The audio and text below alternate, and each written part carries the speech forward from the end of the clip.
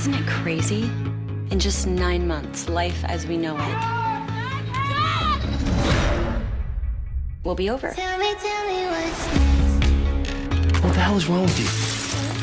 What I'm about to tell you puts everything on the line.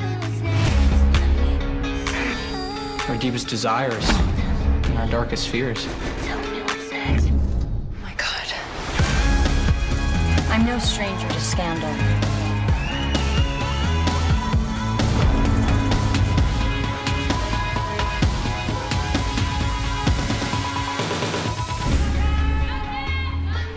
To senior year. And all of its glories. Tell me what's next.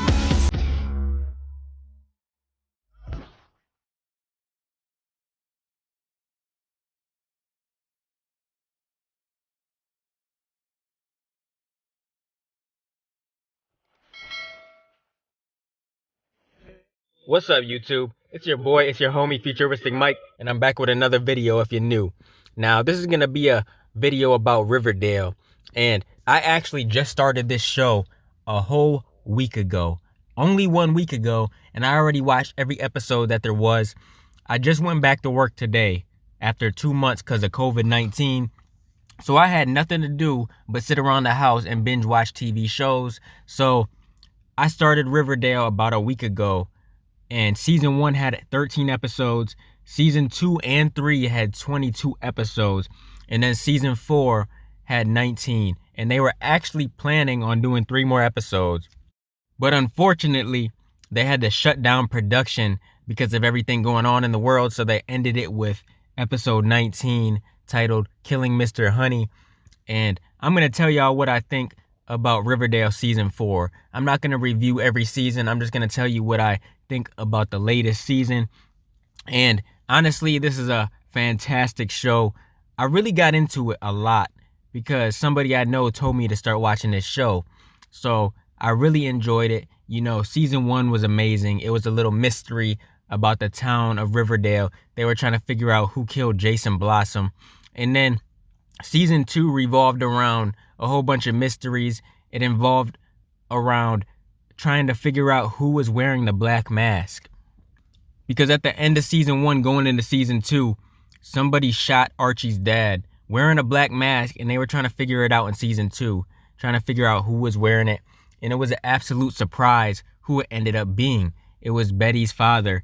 And in season 3, it revolved around the Gargoyle King playing griffins and gargoyles and stuff like that. There was all kinds of mysteries.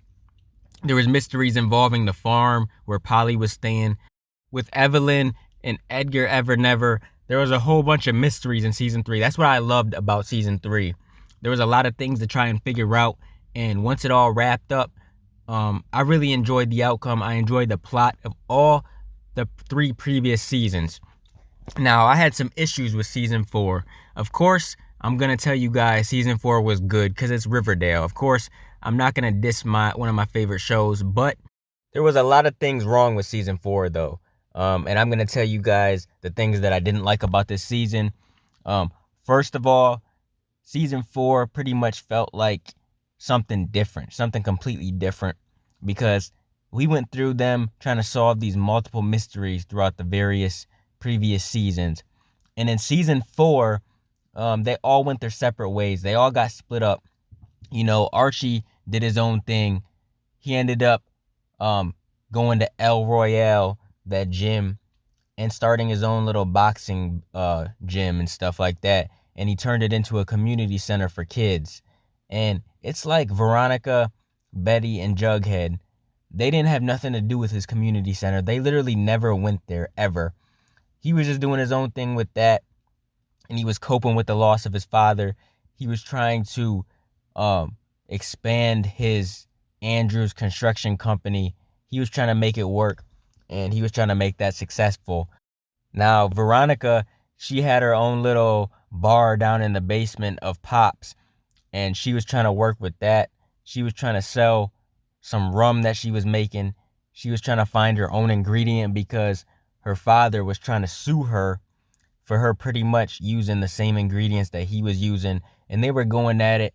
They were in this little war with the rum and stuff like that, and Cheryl teamed up with Veronica, and that's what they were focusing on this entire season when it came to Veronica. And she had a lot of stuff involving her family and stuff like that, obviously. When it came to Betty, yeah, she was around Jughead a lot of the time towards the beginning. But when it got to the middle of the season, it felt like they were doing their own thing too, because Jughead went to Stonewell Prep and he was doing his own thing over there, and Betty was doing her own thing, trying to figure out if she's anything like her father, because she had the serial killer genes, and she was working with her half-brother Charles, who was also Jughead's half-brother, because FP and Alice had Charles, apparently, way back in the day. But Betty was working with Charles a lot in season 4. And there was a lot of twists and turns in this season too, but I just felt like previous seasons had a lot more twists than this season did. And it turns out that Charles is in love with Chick, and we seen Charles visiting Chick in jail one time, and he said that he loved him or something. So there has to be something with that in season 5. They have to pick up that story, because we didn't see Chick for the remainder of season 4. But like I said, I had a numerous amount of issues with season 4. I mean, it was good. It just wasn't good enough, in my opinion. There was no mysteries, really. They already solved the Edgar Ever Never thing at the end of season 3. We know that Alice was going undercover to try to bring the farm down. And Polly is honestly just so dumb and pointless in this show, if you want to ask me. Her character literally has no purpose at all. In the first season, she was locked up at the Sisters of Quiet Mercy. In season 2, they showed her here and there. She was at the farm. In season 3, she was completely brainwashed by the farm, Evelyn, and all them. And it was just annoying, to be honest, how stupid Polly actually was, for her to actually think that the farm cared about her. And it's just everybody who was at the farm, they were just all so stupid. I understand that they were hypnotized and brainwashed or whatever, but they were all just acting so dumb, like this dude Edgar really cared about them, and it was just annoying. I mean, I really enjoyed that story in season 3, but I'm glad they ended it pretty early in season 4. Like, we seen Edgar in maybe 2 episodes, and then Alice shot him. So that part I enjoyed, that they ended that story pretty quick, because I was getting annoyed with Edgar. But yeah, season 4 had a few mysteries. One of the mysteries was who killed Jughead, because the entire series we thought Jughead was dead. They kept showing flash forward scenes where Jughead was laying on the ground dead. They showed him in the morgue and stuff like that. Come to find out, he wasn't dead. He faked his death to pretty much mess with the Stonewell Prep kids, because they tried to kill him. And he faked his death to make them think that they actually succeeded in killing him. I didn't really care for that part of the story. It was okay, but I much rather them do something like they did with Griffins and Gargoyles, with the Gargoyle King and with the Black Hood and stuff like that. I like little mysteries where there's like a killer out there and stuff like that. I like that type of stuff on Riverdale. I just don't like what they did with season 4 at all. There was also the mystery of who the hell was putting tapes at the front door of the people in Riverdale. It was just these blank tapes of pretty much their front yard being watched or something like that. It was just these blank, creepy tapes. And we didn't really get into that whole who left the tapes at the door thing until the end of the season. Like the last episode, or the second last episode, they started exploring it a little bit more, where they were getting tapes acting out Jughead's fake death. And also, they were acting out Jason Blossom's murder, where Clifford Blossom shot Jason. And it was just these weird, mysterious tapes. And to be honest, it might be Chick behind it or something like that. I don't know. I really don't know who could be behind it. It's just crazy, man. I really want to find out who was sending those tapes. And we probably won't find out until season 5. And there's another thing I really didn't like about this season at all, was the fact that they really tried to make Betty and Archie start feeling for each other, like really start loving each other at the end of this season. And I didn't care for that, because of the fact that I like Archie and Veronica together, and I like Betty and Jughead together. I mean, those are just the two perfect couples, and in my opinion, endgame. Those are the two endgame couples. And I don't like when they try to switch back and forth between these love triangles and stuff like that, and when they try to make Betty and Archie like each other and like try to make them be together. I understand when Riverdale started that Betty was so in love with Archie because they loved each other since they were kids, and Betty liked the hell out of Archie, and then Veronica came into town and it started a whole bunch of drama because Veronica kissed Archie in the closet and all this and that. And then Betty kind of got past Archie and she grew to love Jughead, and I just love her and Jughead's relationship, and I don't want to see that relationship end. So in season 5, I really hope that Betty stays with Jughead and they don't try and make Betty and Archie together because, to be honest, I'm just not a fan of the two being together in a relationship. I love their friendship and stuff like that, but I don't want to see Betty and Archie together. I just don't. Let me know what you guys think about that, about the relationships I just discussed. Who do you like together and who would you like to see together? Comment down below and let me know. But yeah, I just had some issues with season 4. I'm not going to say that the show's bad because obviously I really love this show. There's a lot of good things about it. I just wish season 4 would have ended up a little bit different, and I wish they would have filmed the last 3 episodes like they were supposed to. Because in my opinion, season 2 and 3 had 22 episodes, so I feel like season 4 also should have had 22. 19 is too short. I mean, that's still a lot of episodes, but I still feel like there was a lot more story to be told in 3 more episodes that they could have got out. And I didn't really enjoy how they ended season 4. It was kind of a cliffhanger, but it wasn't a big enough episode. I feel like they could have went harder and it just could have played out a little bit different. But I'm really hyped and excited for season 5. Now, if I gotta rate season 4, I'm gonna rate it a 7 out of 10. It could have been a lot better. A 7 is still very good, but the other seasons, in my opinion, especially season 2 and 3, they get a 10 out of 10. I really enjoyed the hell out of those seasons. Those were the 2 best seasons. Season 1 was also very, very good, but I just didn't like the whole who killed Jason Blossom thing more than I liked the Black Hood and the Gargoyle King and stuff like that. But I do gotta say, everybody on the show does a phenomenal job. I mean, KJ Apa, Cole Sprouse, Lily Reinhart, and Camila Mendez, they all do a hell of a job, including the people who play their parents and just everybody else on the show. The actress who plays Cheryl, I really like Tony on the show. Her name is Vanessa Morgan. She does a phenomenal job. It's just everybody on the show acts their ass off, and I enjoy the characters on the show. I really like this show, and you know I'm a huge fan of 13 Reasons Why. I like those little shows like that with the mysteries in the high school and stuff, and I've always loved 13 Reasons Why, but to be honest, Riverdale is so much better in my opinion. I don't know if you guys think it is, but I think Riverdale is so much better. But season 4 was good. It just could have been a hell of a lot better.